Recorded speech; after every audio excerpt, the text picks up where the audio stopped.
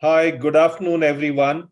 Welcome to TIE Delhi-NCR's Startup School session titled Meet the Expert series. We've been running this monthly series for a while now. We pick one how-to topic each month, a topic that's of immense value to startup founders. And over the past few months, we've had sessions on how to come up with a startup idea, how to build an MVP, how to get initial traction, how to do PR for startups. And today, in the same series, we have this topic, how to price your product. We're delighted to have a great entrepreneur today with us to talk about this topic and engage in a conversation with me.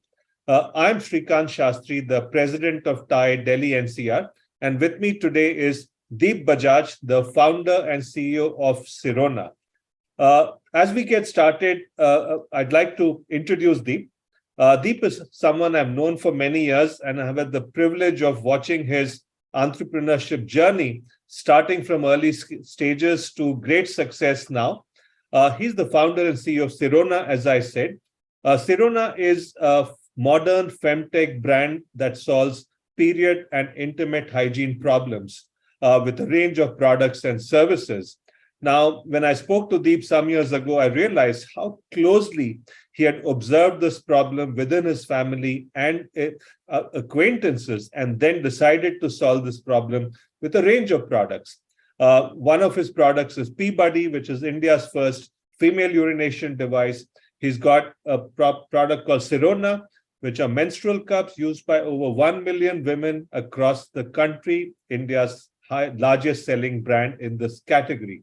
There are tampons and other niche products. Now, Deep also has tried to take this whole message of menstrual hygiene down the pyramid through a Sirona Hygiene Foundation, which aims to end period poverty and gender inequality. 100,000 girls from underprivileged backgrounds have been trained and spoken with as part of this program. All of us have to congratulate Deep because earlier this year, Sirona raised a Series B round of 13 million and gave some great exit to their early stage angels and investors. Deep himself, besides being a successful entrepreneur, has been an angel investor himself in over 25 startups, spends a lot of time supporting startups and budding entrepreneurs. So I'm sure Deep is someone many of you will want to connect with because he's your go-to person for many things to do with startups. Deep, welcome. We're privileged to have you today. Would love to hear your initial thoughts on how to price your products and services, and after which we'll get into a free-flowing conversation. So welcome once again to this session. Thank you so much, sir. It's always a pleasure to talk to you and to learn from you. It's a very humbling experience to be sharing this, screen with you. While you can talk on this topic for hours and far better than what I can try to. Having said that, more than happy to share whatever little I have learned and gathered over the years. So hello everyone. Like sir said, I run a up and coming startup in the hygiene space for women, and sir has covered a lot of stuff that we do already. But to say this in gist, we only go after unaddressed intimate and menstrual hygiene issues, and we try to solve them with our unique products. This is something that sets Sirona Hygiene apart. Three broad verticals: toilet hygiene, menstrual hygiene, intimate hygiene. Some of the products are innovations. There was nobody doing these before us. So like Pvt, it was India's first stand-in pee device for women. Not only was it something where we had to teach the concept, we also had to ensure that we are able to get early buyers. So that's what Pvt did early on for us. And Sirona also incidentally started with a lot of India first products like India's first herbal period pain relief patches for menstrual cramps so that girls don't have to use hot water bottle painkillers. India's first sanitary disposal bag, which are oxo-degradable so that girls don't have to look here and there to throw their sanitary products. And then we got into menstrual flow products with the menstrual cup, which might not be our innovation, but certainly something that we scaled at a very good pace. And the whole idea there is, we believe it's one of the best products when it comes to period flow. And we have tampons, liners as well. Innovations continued over the years, and we did introduce some products recently as well, including a natural rash cream for women because they get rashes because of pads. India's first period stain remover. There are so many products for regular, clothes, but nothing for period stain, etc. And hair removal. And recently, we folded into tech with India's first, perhaps world's first, period tracker for women on WhatsApp.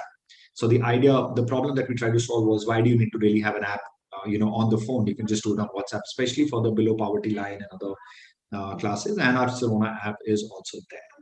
So all in all, a D2C brand, we ship about 300,000 orders every month. Most of the products that we have are bestsellers within our category. Were really blessed. I'm sorry to have raised money from Indian Angel Network early on. In fact, TIE incidentally was the platform which helped me get in touch with I don't know how many people know about this, but we pitched at the CNBC Young Turks Tie the Knot, and I got my first 4 investors who were 4 judges, and all 4 decided to invest in us. So it's a platform that I owe a lot to. So extremely thankful to Srikanth sir for having me here.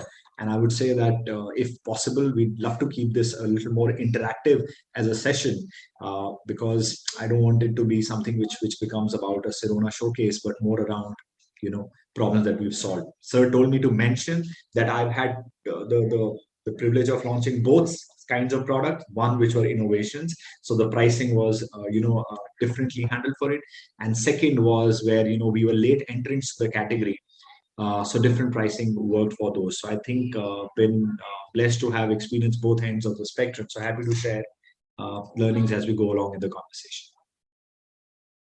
Thanks, Deep. I want to, at the end of the day, pricing is close to what a business model is about.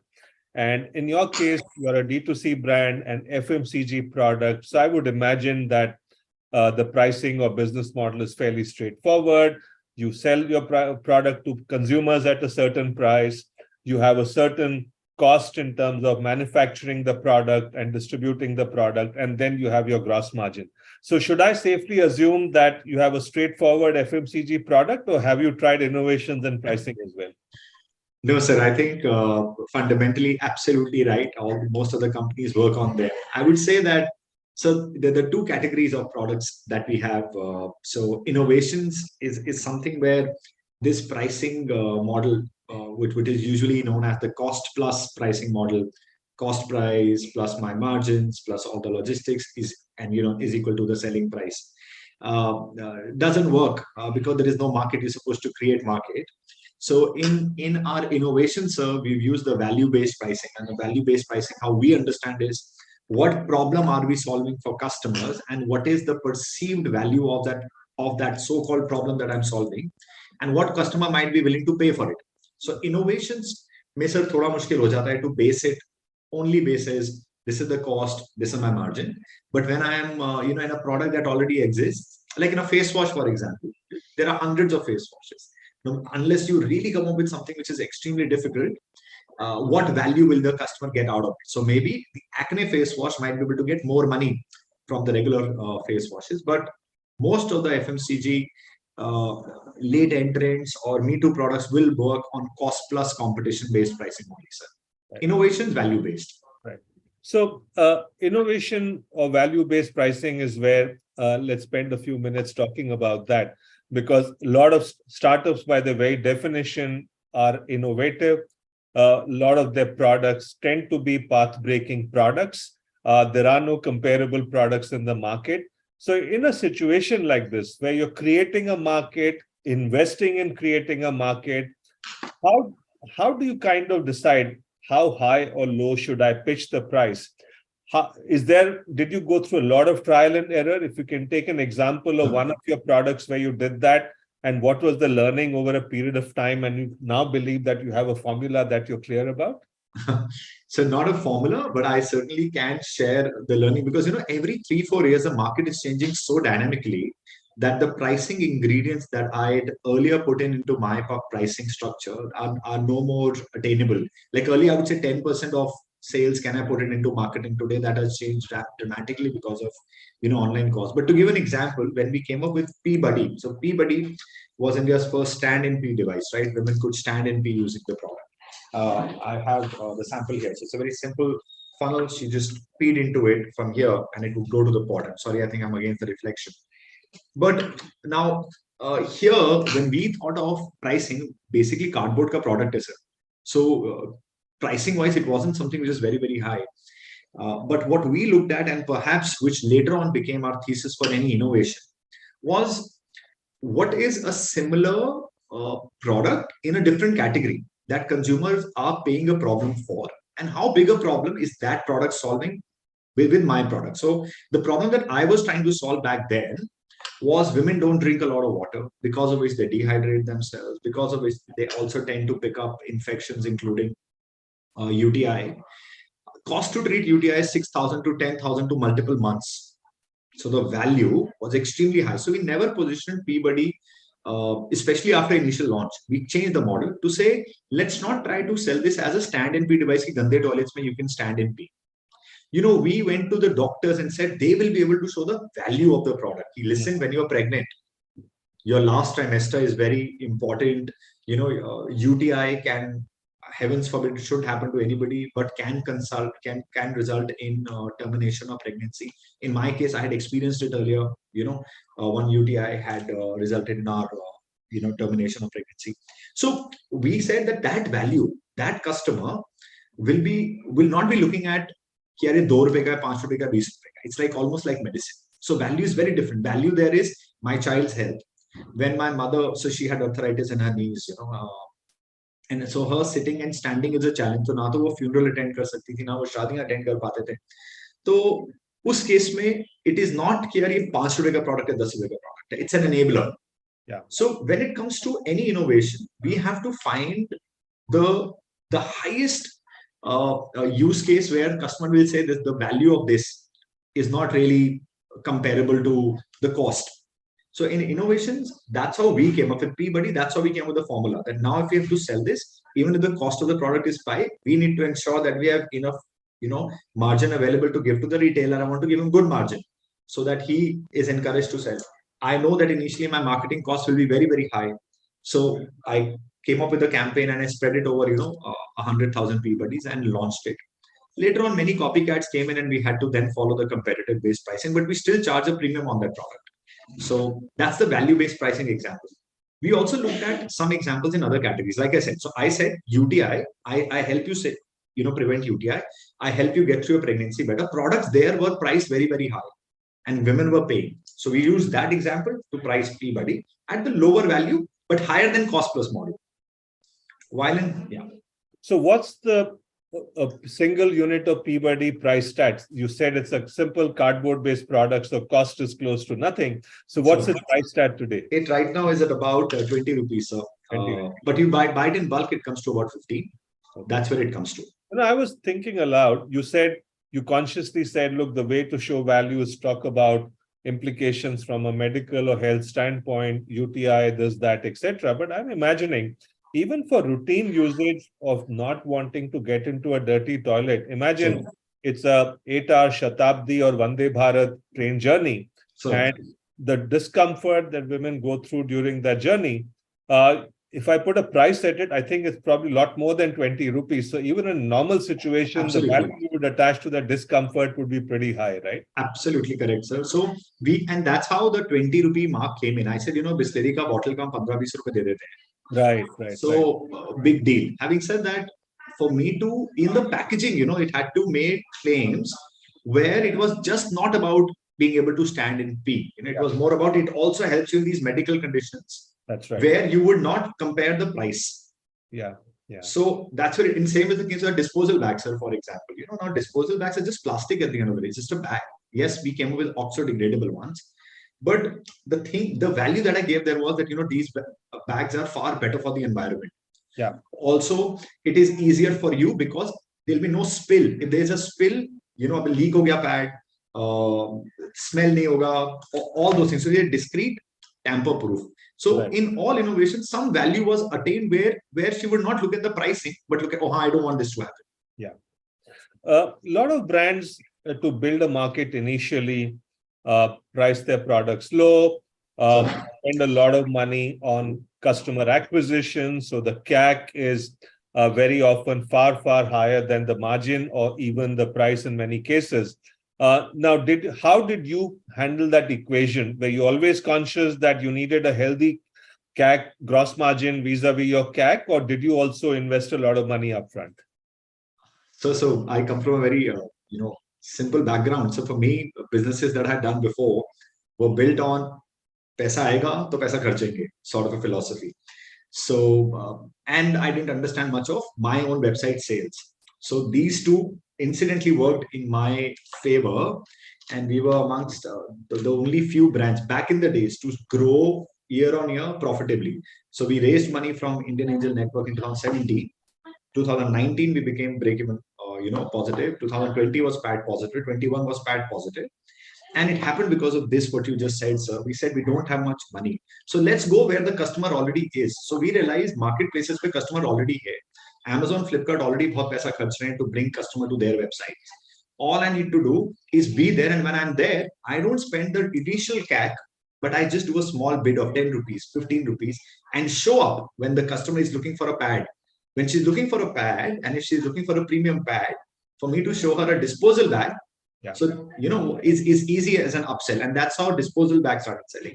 When she's looking for a Relly spray or any other spray for her other areas or hot water bottle, I started showing her paint patches and it started selling. So it was always built in such a fashion where we kept our CACs fairly low. Now, obviously, we've raised a little bit of money, so we are burning to acquire customers. Story of everybody's life. But early on, no, sir. So no marketing budget. Marketing, we did very frugal marketing. We listed where do we have the easiest, where can we find customers. There was a board, sir, where we had written all 20, 30 areas where we can find women, hospitals, schools, events, marathons. And this list went on and on and on. Where all can we get in for free? We went there first. Then we said, the WhatsApp forwards were becoming very popular. So let's come up with a video of our own and start spending it through mom communities, women communities. So we did early on that. Later on, right, many other things. No, interesting, actually. Now, a lot of D2C brands in India, many of them which are doing well, have chosen to take a premium stance by bringing in organic, veganism, and many of these new age attributes for which people are willing to pay a premium. And many of them are competing against traditional large MNCs or large FMCG brands who have addressed the mass market, but also have had a premium range. But these D2C brands have chosen to go premium in many cases. You also had a competitive environment where presumably there is J&J, P&G kind of brands, and I'm sure some local brands. When you thought about your whole pricing strategy, I know you said two kinds of pricing for two kinds of products, but in general, compared to competition, did you decide to pitch higher, similar, or lower actually? So fortunately, with our 10 plus India first innovations, we never had anybody to benchmark our pricing against. So it was always value. Having said that, when we got into a little bit more cluttered categories, so at the DNA of the company, we've always said that we'll try to go after unaddressed issues with some innovation. So we have our own guiding principles. Pricing also, when we have to set, unless it qualifies these two, we don't come out with the product, even if it's a similar product to what is there in the market. I'll give an example. When we thought that we want to get into razors as a category for women, we said, is it problem solving? And they said, no, it's not problem solving. It already exists. Is it innovation? No, there's no innovation. We got deeper into, so that tenet got us to think deeper into the problem. We said, well, it could be if we are looking at intimate razors, right? For bikini area, for underarms, for under breast, intimate areas. So he said, okay, that's a starting point. It's a problem which has not been solved. And can we solve with the innovative shape of a razor? Once we got this cracked and we came up with our first set of razors, we were able to charge a little bit of premium over what people were already selling their regular razors at. Then when we got into the mass category, which is your legs razors and hand razors for women, it just became about saying, let's give them variety. So let it not be कि मेरे पास भी एक razor है, उसके पास भी एक razor. I said, I'll give you 4. Travel के लिए छोटा razor, यहाँ के लिए इतना razor. And I was again able to charge a little bit of premium because of that convenience. So in majority of the cases, we do try to solve an unaddressed issue of the category and try to charge a little bit of a premium. So Do we price it the same, middle, lower? I would say I try to solve the problem first. And then if it is big enough a problem to solve, I'd like to charge a little bit of a premium for that problem, sir. That's very, very clear. Thank you. I'm going to ask one final question before I pick up many of the questions that have come in from the audience. My final question is, a lot of FMCG companies are grappling with the impact of Ukraine war and inflation, which has led to higher commodity prices.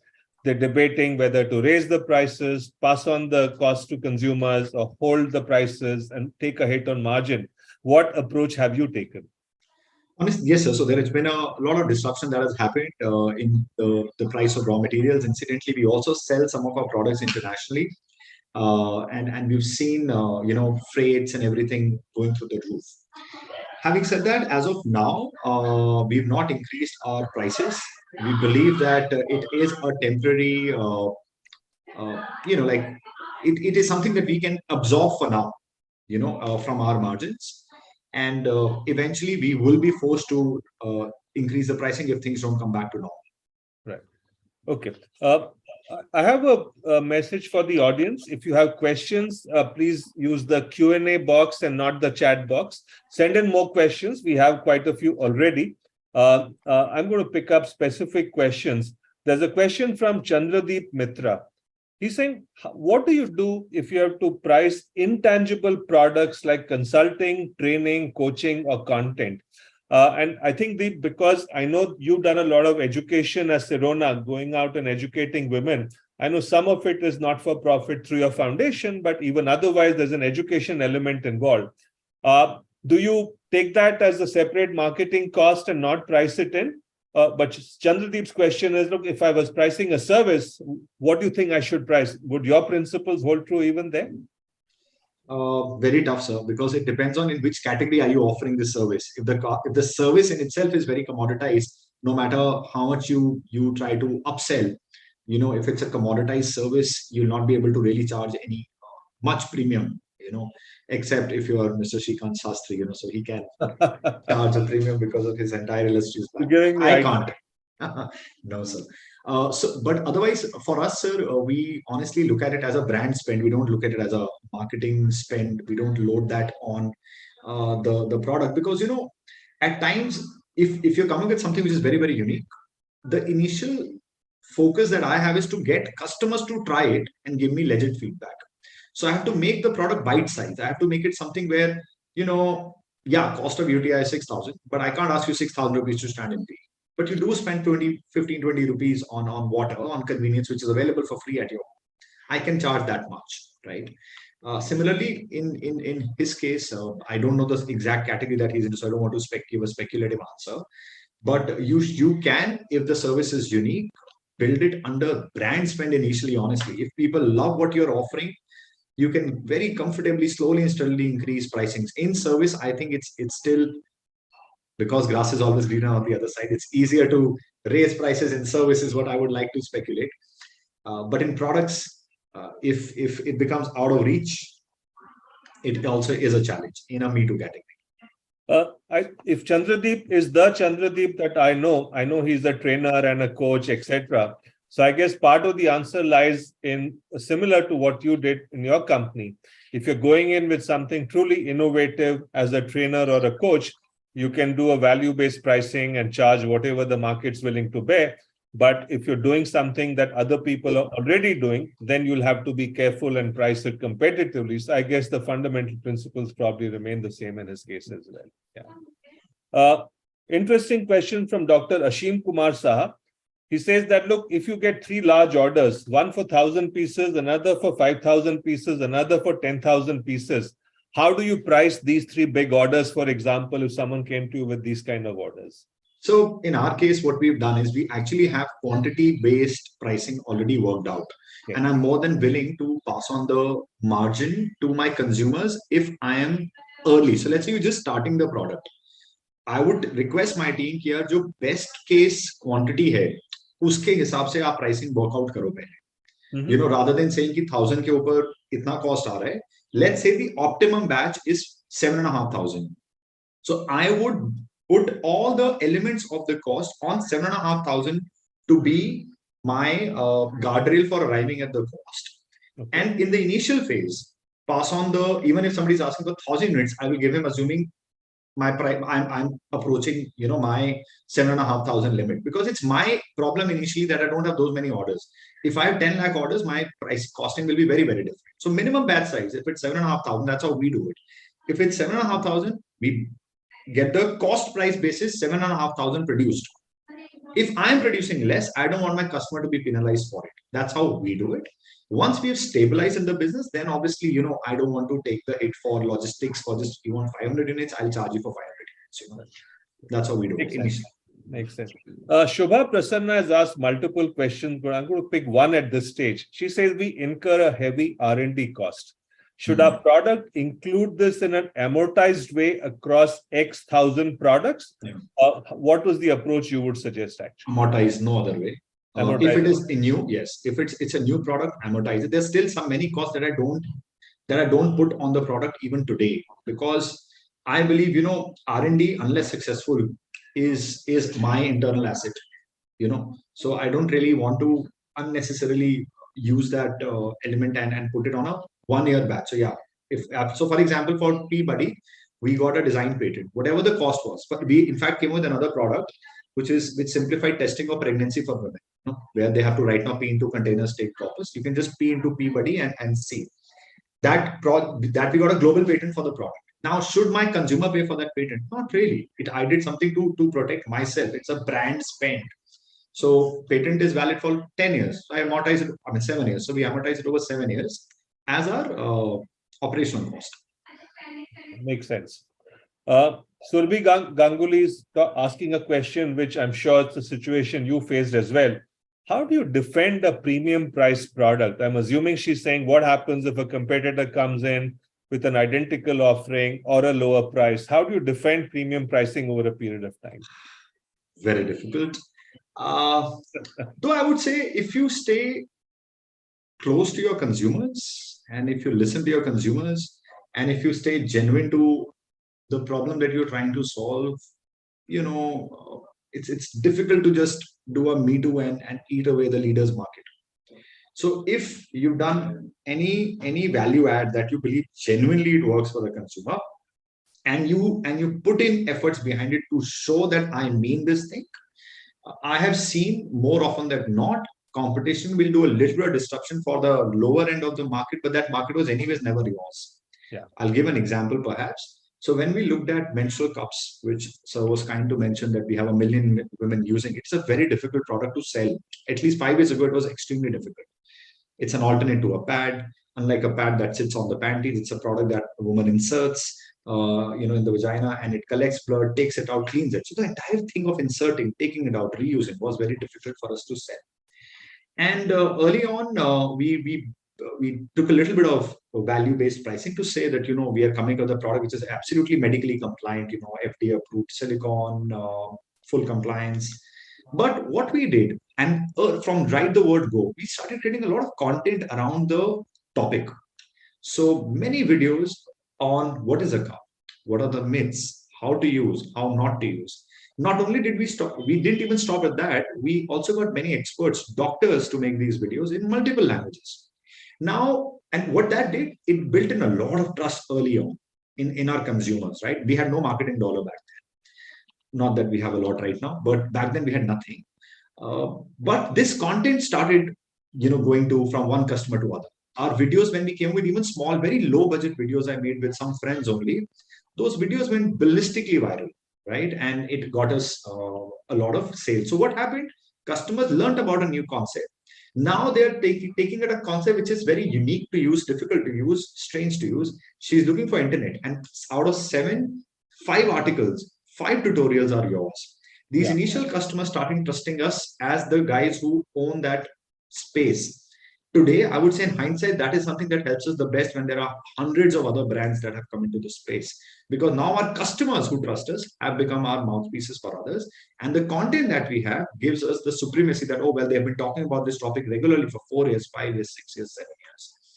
So I would say that competition, you can defend it by ensuring that you stay true to your core offering. So if you say that I'm disrupting this, it has to be a continuous effort. educating customer has to be a continuous effort, and those efforts have to show far beyond discounts. So yeah, we do get into price war at times, but I won't say we're the cheapest. But you've done exactly what great category creating brands have historically done. If I go back into history to look at one of the oldest brands, when Dalda Vanaspati was first came into India almost 100 years ago, it came in as a ghee substitute. And what did they do? They went out and actually fried puris in marketplaces and fed people and educated people that, look, this is a good alternative to ghee, and therefore it became a category creator. And other competitors who came in later with similar products, they were pitched in the consumer's mind at a couple of notches lower because Dalda literally owned the category. And you've done exactly the same, and which is why you're building a great brand. So you're following a great tradition set by great brands in that sense, actually. Nikhil Hegde says, how do you test various pricing brands in the market? In the sense, is there a scientific A/B testing approach? Is it that you do some trial and error? Do you do some pre-testing before you introduce the product at a price? What have you done actually for testing out pricing options? So early on, it was, like I said, a small team looking at how should we arrive at the pricing. Now, yes, there are many, thanks to digital or social media, there are many tools which are available. So you can do surveys, you can do A/B testing with respect to, launching the product for the first week in an inaugural offer, try to see what kind of uptake do you get and you take it back.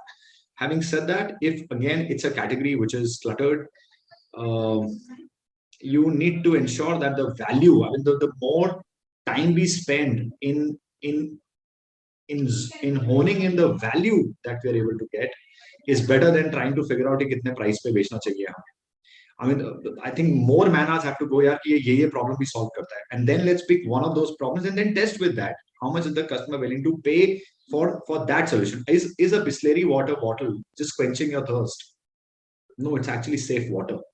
What is the price that you would pay for safe water, right? So same is the case with the product pricing, where we need to spend far more time into understanding which value. And then if value is very, very good, then you can get anything. So at the end of the day, Pond's bhi cream bech raha hai, and again, not naming brands and saying that anybody is better than the others, but like one brand is selling to masses, and then there is Calm and Forest Essential, which yes, might have used far better ingredients, but cost-wise, the cost of both will not be too far off. Yeah.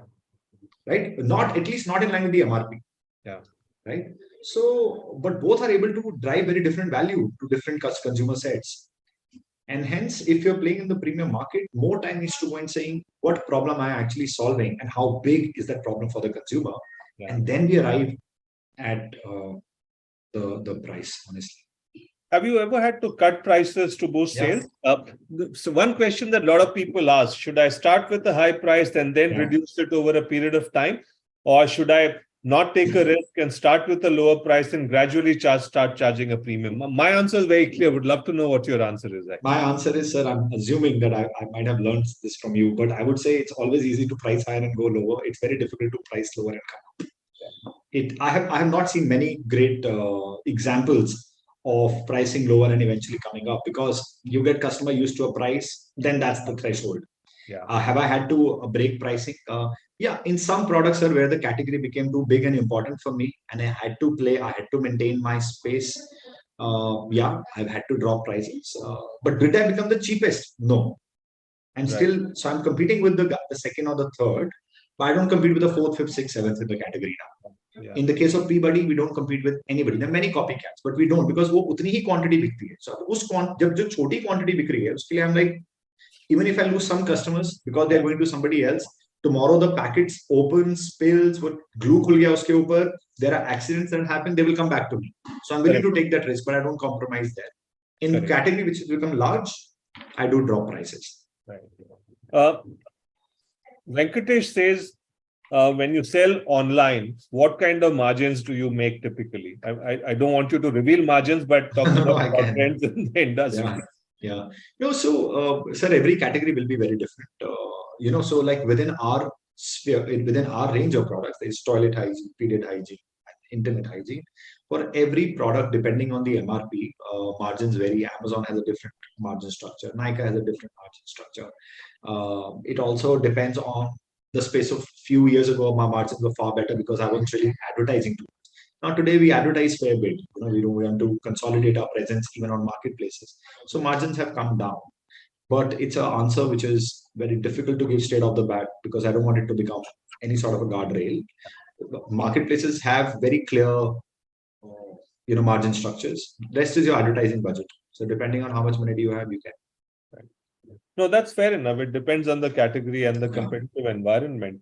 Similar question from Zunjar Patil. He says, would you advise that we set a minimum gross margin while pricing our product? Have you set a goal within the company that I will not go below a certain gross margin? Yeah, who doesn't want to? Yes, absolutely, you should. What's the highest you've seen anyone doing? Let me ask you that. Actually. Sorry. The D2C category. What's the highest gross margin that you have seen or heard of other people doing, let's say? Sir, anybody who's scaled, I would say I've heard 70, 75, 80-ish.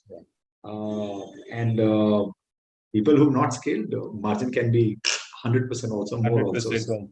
Correct. Yeah, but then, it's about how many are you selling? But then there are many categories where even 30% margin. So if you're doing 1,000 crores and you have a 30% margin, that's fantastic margin to have. Yeah. So it ranges from category. Electronics, it's lower. Personal care, it's higher. Footwear, you have to also account for returns coming in. So, it's footwear and clothing, for example, you have to also factor for returns coming in.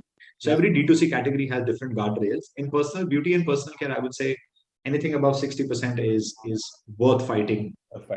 Yeah. I'm going to gradually move to questions which pertain to specific categories other than yours. People have asked slightly specific questions. So my last question, which is still in the beauty space, this is from Sumit B. He says, for a specific product in beauty segment, if you want to target economy, premium, and luxury consumer, should I have 3 separate brands or 3 separate products under one brand? What would you advise?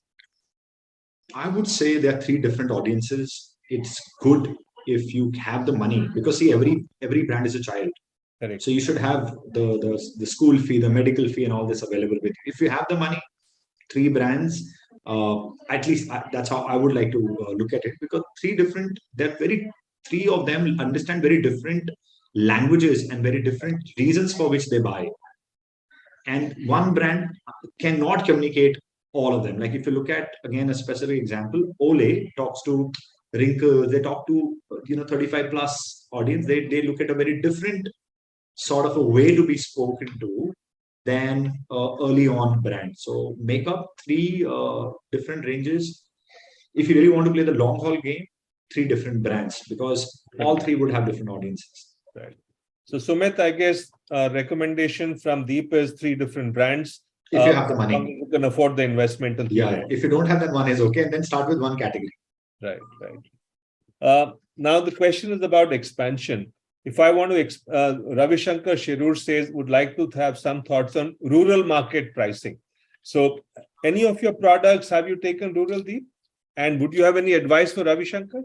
So there are many, there were many startups. I don't know if, I'm sure most of them would still be around. We don't play in that market anymore though, which take your product to rural Indian market.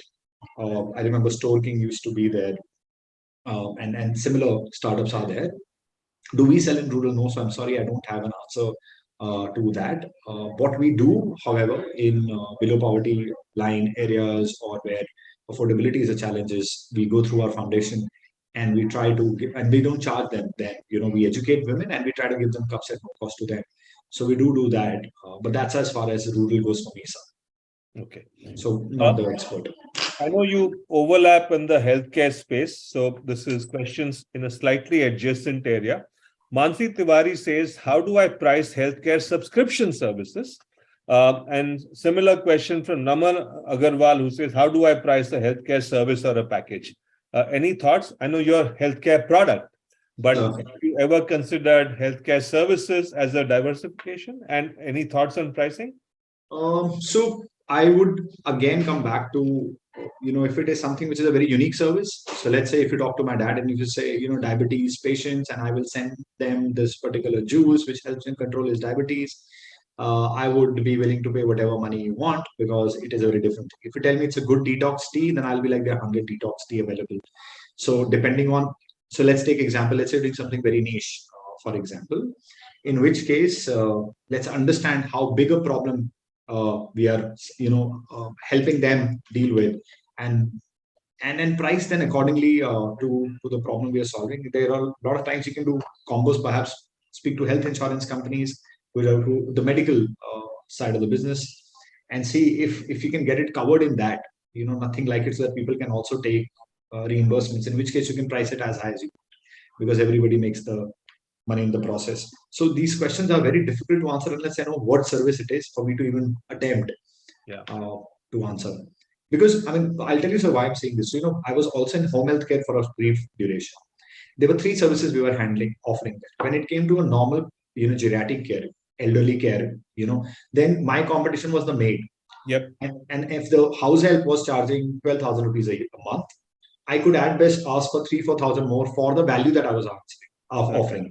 I will take care of the delivery. I will take care of their verification. I'll do police verification. I will be there to answer your call. Only so much premium you can charge. Yeah. Right? But when it came to autism patients, when it came to Alzheimer patients, we were able to charge even 1,000 rupees a day, because there's very scarcity of the kind of audience that understands the case, the need of such patients.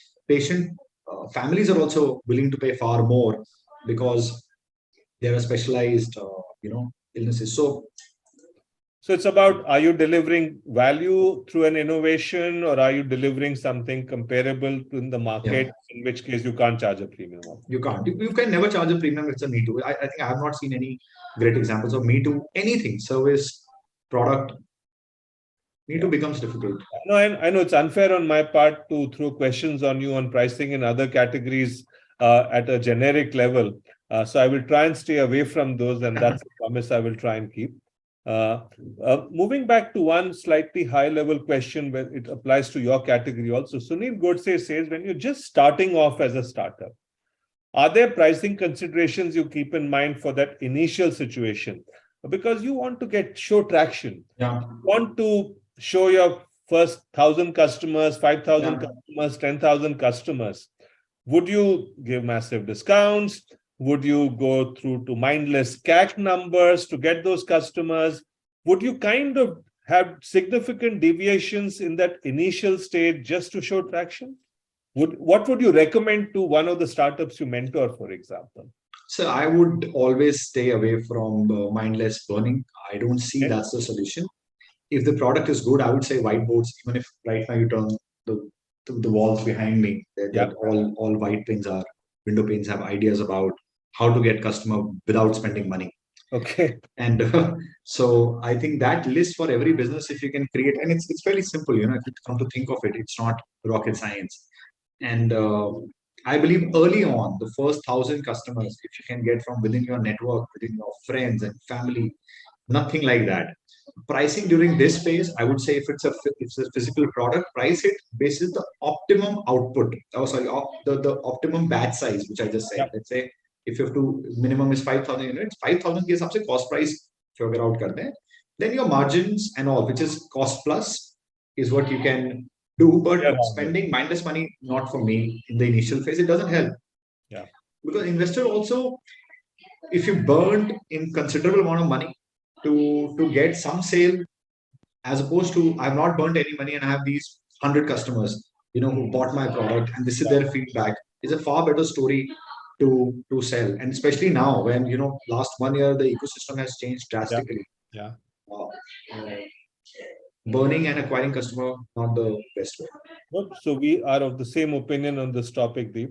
Rashmi Kapoor asks, what strategy should I follow for pricing in the international market as compared to domestic market? She's adding one more caveat there, especially in the fashion industry. Now, you may or may not have a view on the fashion industry, but if you do, please do comment. But otherwise, broadly speaking, international versus domestic pricing?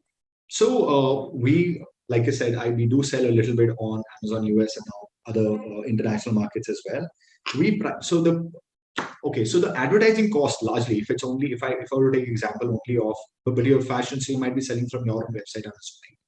So if you're selling from your own website, I would say it's always good to benchmark it against any similar level brands that are already there in those markets. Fashion, it can be very subjective. The same sunglasses by Ray-Ban will be X, and by Gucci it will be X plus X into 5X perhaps, So if let's say you're playing in a market, it's always good to do a little bit of study to see what people are already willing to pay for a brand at your level, and just assume that the marketing costs, etc., are going to be double of what you see here. Like for us, Amazon India versus Amazon US, the cost is double. So we do take that component when we are looking at a marketing cost. So if I'm pricing my product in India, the marketing loading that I take for Amazon, let's say for example, is 20 in India, while in the US I make it 40, because I know that the marketing cost in dollars is highest.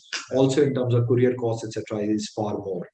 So the good way to start is look at a comparable brand in that country, look at what they're pricing at. Then let's work backwards on what are our costs. If you have breathing space available, sell it higher. No harm, because marketing costs anyways are way too high internationally. Yeah, yeah. A related question from Anantram in the context of international selling. He says, look, do I tweak my price based on payment currency and the region in which that person is paying me from? And also, do I tweak my pricing based on, do you pay me in advance or do you pay me after delivery? Should I tweak my price based on these two factors? 100%. I think I would do it. So my wife is into handmade carpets, so it's a B2B business. There we are very very clear. So if you're exporting, please don't do anything where people pay you after getting the products. So 100% advance. You're anyways you're mandated by the law of land to ensure that if you export anything, you should get the money in. So it anyways is a compliance good to have. So 100% advance. Please take if you can. And should I price it differently according to the currency? Absolutely. Look at, again, if you're doing a product which already exists in the market, let's benchmark it. Who are we fighting here? Are you Puma? Are you Adidas? Are you Nike? Or you are Armani Exchange? What are they selling it at? And can I afford to sell at that price and still make some money? International markets, absolutely you should not do it. Any sort of a loss is what I think. And I know you spoke about delivering value through your range of innovative products. Dr. Shruti Acharya wants to probe further. She says, how do I quantify value? Okay. So maybe I can only talk by my experience, Matt. So in my case, when you go to a gynecologist or when you go to an ultrasound, let's say, and you're paying 1,500 rupees to just figure out how the baby looks through that ultrasound thing. If Peabody is placed there for 100 rupees for a pack of 5, it's no value. It's barely anything, right? And if a doctor, if arthritis, so my mother back then was 6 years old, and when she couldn't sit and stand, was not able to travel. So if I had seen an ad back then that if your parents have arthritis in their knees, in 100 rupees, at least for mother, she can travel in incredible value. I'll be able to drive. And I think similarly in the case of menstrual cups, for example, people do say that your pad to 150 रुपए में आ जाते हैं 10, आप menstrual cup 200 का बेचते हो, but या 300 रुपए का बेचते हो. And then we say that you have to buy pad every month, into 12 months, into 40 years, into rashes, into other discomfort, and this is only 300 bucks. It becomes invaluable. So I think it's about which category you're in and compare it to the biggest problem that you can solve. And that's how you derive value. Like what all problems can I solve with this product? You said your wife sells carpets in overseas markets or Indian markets. Does she sell B2C or B2B? Largely B2B, sir. She does carpets for hotels and high-end residences. So when we do B2C also, sir, we do B2B2C. So she usually works with architects, interior designers who are doing these high-end residences. B2C is barely any part. She's okay. In which case, I would be entitled to throw this question at you. This question, assuming that you know enough from dining room and other conversations as a pricing. Sure. So Muhammad Oli Ahad says, do you have any insights on B2B SaaS products and services? I also have similar questions from a few others. Sumit Mahendra says, what important considerations B2B versus B2C pricing? You spoke a lot about how you do your pricing, which is all B2C. Shift your attention to B2B. Any other words of advice? B2B SaaS, not an expert, but yeah, I do have a few investments which are in this sector. And I think how they have priced it also is basis the quantum of the problem. I'll give an example. A very interesting founder recently, they went to IN to raise. They're into inventory management software, SaaS called Crest. For B2C companies, if you're able to manage our inventory better and replication better, it's revenue earned. It's not a cost. Right. So when these guys pitch, they show it as, you are losing 10% of revenues every month because of losing inventory, out of stock situations. And if you replicate better, you can get 15% more margins on your products. And our software does just that. And I think that was the initial pitch. So that's why I became the customer first. And then I think the login was about 10,000 rupees a login, which didn't matter at all. Because the minute you compare crores worth of sale every month, and 10% of that, that's the money that he's potentially helping me make. So B2B SaaS, I would say that's one example. And Okay. maybe I could get him to come on a call and share with the B2B SaaS guys. In B2B product, in the case of Rashi, how does she price? So sorry to disappoint you. She doesn't get me into those conversations. I'm just a free telecaller that she had early on. So my job was only to generate leads, and that's what I did. And rest sales wise, she does it. But I think she works on a cost plus model right now, because that category is again there are many manufacturers. So Right. she 100% works on cost plus. What margin is she making? Sorry guys, doesn't share with me. Okay. This is a specific question on a category, but because it's in the healthcare space, I'm going to take a chance of running it past you and we can brainstorm and think aloud. Ajay Reddy says, we're working on building a subscription model for chronic disease diet. Now, in this situation, how should I work out the pricing strategy? Because if I price it too high, it does not allow me to grow fast enough in this health food segment. I So, would say, yeah, I'd say it's an assumption. If you're there at the hospitals where we have, so let's say if it's chronic illness in the case of kids, or let's say even teens or elderly, it's about where is the service available? Is it, will I be really signing up for it B2C while looking at an ad? Yeah, I might. But I think early on, you can price it higher as well. I mean, not only cost plus, because it delivers significant value to the family who's suffering. yeah. If you tell me that, heavens forbid, if somebody has autism case at home, autism won't be a chronic illness, but let's say diabetes again, for example, or any other thalassemia or any other illness which can be controlled with diet, or PCOS, PCOD, similar to our case. Uh, Patients suffer a lot. So if we are able to, I think it's also important to be at the right point of sale. So if at all you have kiosks in hospitals where somebody is coming and paying 1,500 rupees for a consultation, and you tell me that in 3,000 rupees I'll give you, the works, I won't be thinking too much. So I think we have to see where can we find these customers, and not online alone. Online you'll always be compared to what else is there in the market. No, you're very right, actually. I'm putting myself in a situation where you're walking out of a doctor's cabin after paying a high consultation fee. He's given you a prescription for medicines, which are again going to cost a large sum of money. And here there's a kiosk which says, you know what, this is preventive, this is therapeutic, and I'm going to charge you so much for subscription. You're probably going to be tempted to take it up.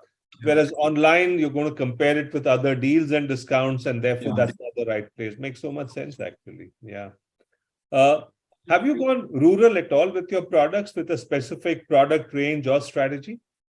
So I think what has happened is online has, especially COVID has blurred these lines. Yeah. So while my data does suggest that about 40% of my customers are coming from areas that I had not heard of earlier, or at least were not on my radar in phase one of our rollout, I believe it's a lot to do with a lot of modern workforce moving back to their hometowns and working from there.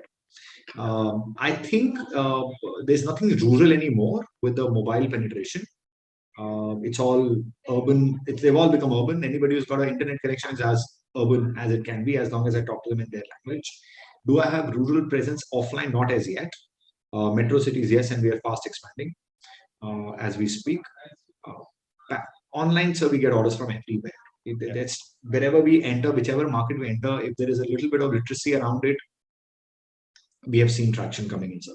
Uh, I'm looking at traditional FMCG companies which went through traditional distribution channels. And when they went rural, I don't think they always had different pricing. It's just that different pack sizes and Yes. different products sold. You'll probably sell more tooth powder in rural as opposed to a large size of toothpaste, for example. 100%. You might sell more shampoo sachets rather than a large pack size. But on the other hand, there are parts of a big city like Delhi, Bombay, Bangalore also, which are lower socioeconomic, which will probably buy similar products. So you're absolutely right that the distinction of rural urban to that extent is not as clear cut when you come to the online world. I'm going to end with one question from, actually, this is a question from a person. I'll read Chaitanya Mahajan, and the answer to this question is very simple. He says, can you suggest books, website, or any other source where we can get information on pricing? I'm going to take the liberty of answering on behalf of Deep. Reach out to Deep. He's the guru to talk to on pricing. You don't need books. You don't need websites. You don't need anything, any other source. Chaitanya, so you know the answer to this question. Deep, you're going to have one more startup to mentor, and you're mentoring 25 of them. So you're probably going to get a few more requests at the end of this call today. But, it's been a pleasure. Your journey has been fascinating. And today your insights were equally fascinating. I know we limited ourselves to your category, related categories, and didn't go beyond those. But I think those who have specific questions, I apologize if we were not able to take up those questions which are too specific to your business and category, because we'd have probably ended up boring the rest of the audience. So my apologies for that. But I do want to thank Deep Bajaj once again for spending time today, sharing his insights. And Deep, good luck to you for the next phase of your journey. So, I know you're going to blaze the trail of glory, and looking forward to cheering you from the sidelines. You're just too kind, sir, and thank you for all the mentoring that you've been, kind to share early on, and even now you continue to do. Thank you so much. It's always a pleasure talking to Ty and talking to you. Thanks, Abhishek. Thank you, audience. Thank you for all the questions that you sent in earlier. Wide variety shows how engaged you were. Look forward to having you back at one of our sessions in the next month and the month after. All the best.